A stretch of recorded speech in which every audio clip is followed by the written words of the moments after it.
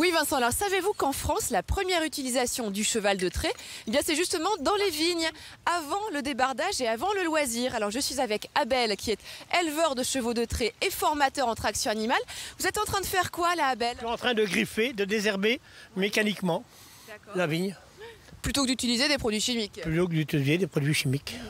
J'ai le sentiment, mais dites-moi si je me trompe, qu'on assiste de nos jours à un retour du cheval de trait dans les vignes. Ah oui, c'est complètement un retour. En 25 ans, il n'y avait plus un cheval qui travaillait il y a 25 ans. Aujourd'hui, il y a des centaines de chevaux de trait qui travaillent dans tous les vignobles français. Et en 1992, c'est vous justement qui avez remis le cheval de trait dans les vignes. Oui. Mais finalement, pourquoi ? C'est dû à la mécanisation des tracteurs trop lourds qui tassent le sol. Et quand il n'y a plus d'air, plus d'eau dans le sol ne vit plus. Alors montrez-moi là justement un sol d'une vigne travaillée avec le cheval. Là je viens de travailler, vous voyez que la structure du sol est très meuble. Oui. Parce que là c'est une vigne qui est faite en biologique. Oui. Donc on travaille régulièrement avec le cheval dans cette vigne-là. Donc on a une structure de sol et le sol sent bon. Parce que... Alors, ah oui, ça sent la vie en fait. Ça sent la vie. Et là, il y a une vraie vie, une vie microbienne qui existe et qui permet à la vigne de se développer naturellement sans avoir d'apport d'engrais chimiques. Et ça, c'est en évitant de tasser justement le sol. Alors, on va regarder votre jument, on va continuer à avancer en regardant votre jument de trait auxois travailler. Je vous laisse avancer avec nous, Abel, puisqu'on parle de vie, mais finalement, le retour du cheval de trait dans les vignes, ça permet de redonner vie à cette race de cheval de trait. Complètement, c'est des races qui étaient en voie de disparition et qui, par le travail, permettent de les garder avec une valeur économique. C'est ça. Et donc aujourd'hui, ici, on a à peu près une cinquantaine de chevaux de trait qui ont été remis dans les vignes de trait auxois grâce à vous. Oui, en Bourgogne, puis pas qu'en Bourgogne, il y a des chevaux de trait auxois qui travaillent un peu dans les vignobles, tous les vignobles en France, mais la majeure partie travaille quand même dans le vignoble bourguignon.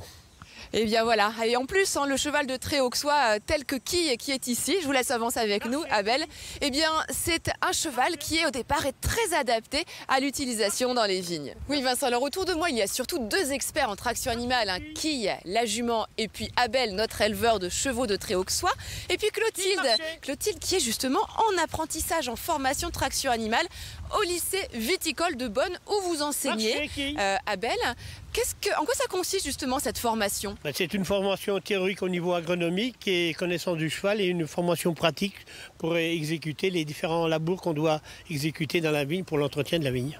Alors là justement Clotilde tient la charrue, vous tenez les guides, vous allez parfois vous former des étudiants du monde entier je crois. Oui, j'ai formé des gens d'Australie, de Nouvelle-Zélande, d'Amérique, du Japon.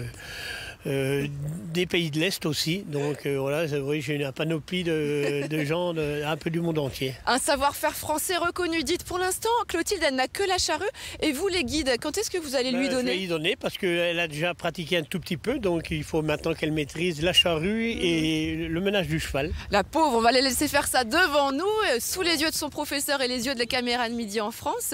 C'est important pour vous de transmettre justement? Mais bien sûr, il faut transmettre son savoir-faire, c'est des savoir-faire qui étaient perdus et qu'on a remis en route. Et moi, il faut que je leur transmette. Derrière moi, si je ne le transmets pas, c'est perdu.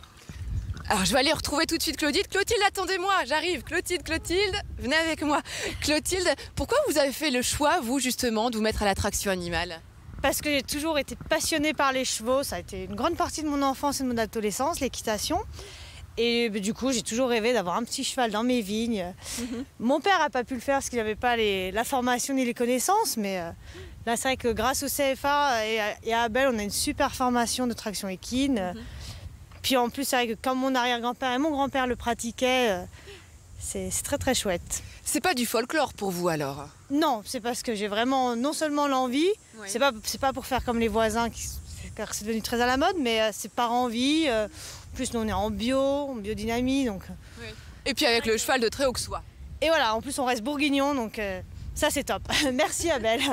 Merci à vous, en tout cas, de continuer à faire cette pratique qui est importante à voir aussi ici, dans les vignes du Bourguignon.